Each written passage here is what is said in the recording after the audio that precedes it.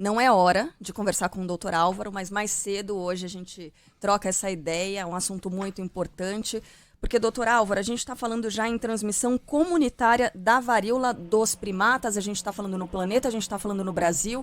Quais são as atualizações sobre esse assunto? Bom dia. Bom dia, Carla. Bom dia para o Ivan, para os ouvintes. Carla, primeiro vamos explicar para os ouvintes o que é transmissão comunitária. Quando você começa a ter uma circulação mais intensa do vírus em alguma localidade, e não necessariamente a pessoa entrou em contato com alguém que viajou para as áreas onde está circulando mais o vírus, isso define a transmissão comunitária no nosso país. Ou seja, a pessoa teve caso e não necessariamente entrou em contato, foi estabelecido um vínculo de contato com pessoas que viajaram ou se a pessoa viajou para esses locais. O que na prática significa isso? A circulação está mais intensa, né? Nós temos aproximadamente, nós vamos chegando a duas dezenas de casos no Brasil, ainda é muito pouco, mas o que significa isso na prática para quem está atendendo esses pacientes, até para quem, teoricamente, prestar atenção nos fatores de risco associados a essa doença, né? Se sabe que a transmissão pelo contato muito próximo sexual é bem importante, né, durante o contato pele a pele.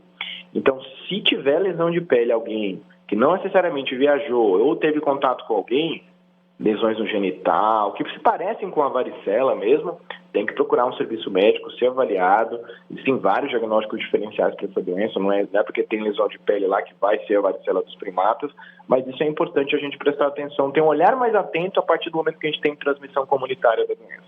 Agora, doutor, o que eu percebo, não sei se essa é a sua opinião, é que a OMS está meio blasé em relação à varíola dos macacos, porque quando a gente, acho que de repente a pandemia deixou a gente acostumado dessa forma, né? Quando a gente começa a falar em transmissão comunitária e milhares de casos e já não dá mais para saber de onde vem o vírus, e a OMS diz que não é uma emergência de saúde, muitos países tomaram decisões de não, por exemplo, fazer vacinação em massa. Aliás, queria te perguntar também sobre isso, né? Se a vacina que a gente conhece é a mesma para essa varíola que a gente está acompanhando agora se espalhando, e se é normal mesmo a OMS dizer que não é uma emergência de saúde nesse momento.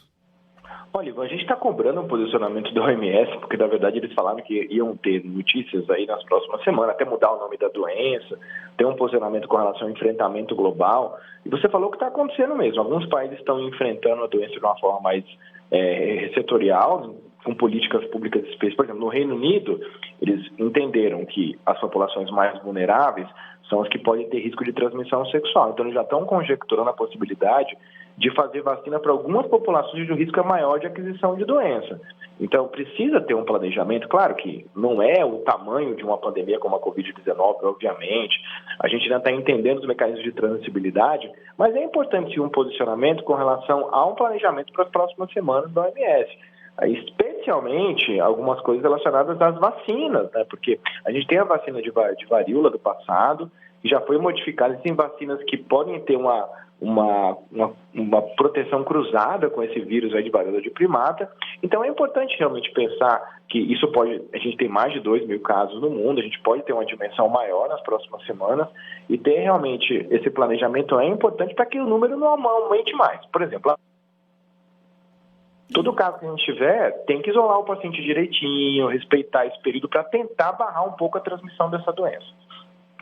Agora, doutor Álvaro, o fato de ser uma doença com taxa de letalidade não tão alta, né? Aliás, relativamente baixa, será que isso não coloca a OMS nesse ritmo, mais nesse compasso de espera, né? Porque na comparação com o coronavírus matou demais, né? A Covid-19 e, sobretudo, os idosos no início da pandemia.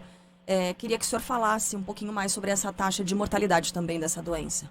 Isso é importante, Carla. A taxa de mortalidade associada é praticamente zero. É uma doença de pele, a varíola dos primatas, né? Dificilmente tem complicações, pode acontecer complicações de pessoas com imunidade mais baixa, pneumonia, alterações do sistema nervoso central, mas realmente é uma doença que tem um potencial muito baixo de complicações. De novo, a gente não sabe muitos detalhamentos agora com relação ao aumento de casos, mas esse talvez seja um dos motivos realmente que o OMS está olhando com um olhar ainda cuidadoso, não deu uma definição muito clara se isso aí vai ser considerado uma emergência global em saúde pública, mas se a gente tiver um incremento muito significativo de casos, começar a ver outras manifestações sem ser na pele, comprometimento em pessoas com imunidade mais baixa, sim, deve ser reconsiderada essa decisão, porque Com o mundo globalizado, a gente viu isso na Covid-19, as doenças se espalham numa velocidade tão alta, a gente não pode perder a conta dessa doença. São 2.000 casos, mas se as coisas piorarem, tem que ser revisto, vacina. No momento, a gente tem uma preocupação e essa transmissão comunitária no nosso país, e mais ou menos dos 20 casos aí no nosso país até agora. Mas tem que olhar, tem que continuar acompanhando para não perder o fio da meada com relação a esse planejamento e controle da epidemia no Brasil.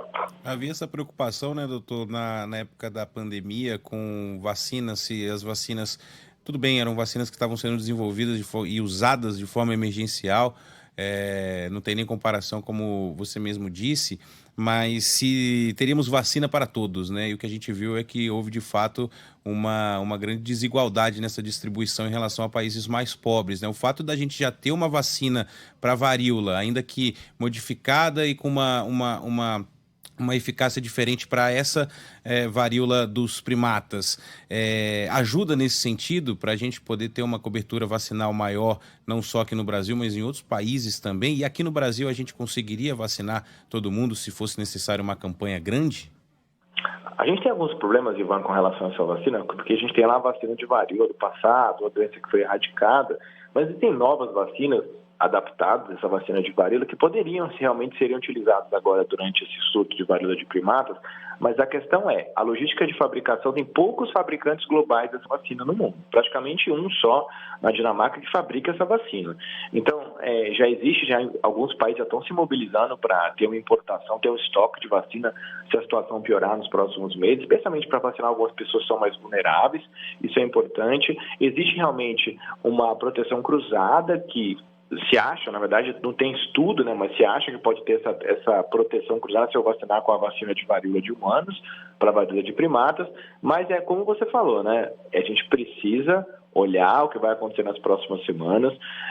Nenhum planejamento vacinal acontece de uma hora para outra, né? Preciso negociar, preciso fazer compra de vacina, então todo esse processo tem que acompanhar a condução de casos. Se a situação piorar, tem que ser revista a questão de importação, que as coisas não são tão rápidas assim, especialmente porque tem alguns países, como foi na Covid, né? Alguns países do mundo começaram a reservar vacina e depois os países aí que ficaram atrás nas negociações tiveram muito prejuízo no controle da pandemia. Claro que são coisas diferentes, mas existe essa comparação com relação tá piorando? Já vou negociando, já vou vendo se eu posso ter fabricação nacional, repasse de tecnologia, tudo isso é importante em controle de pandemia, né?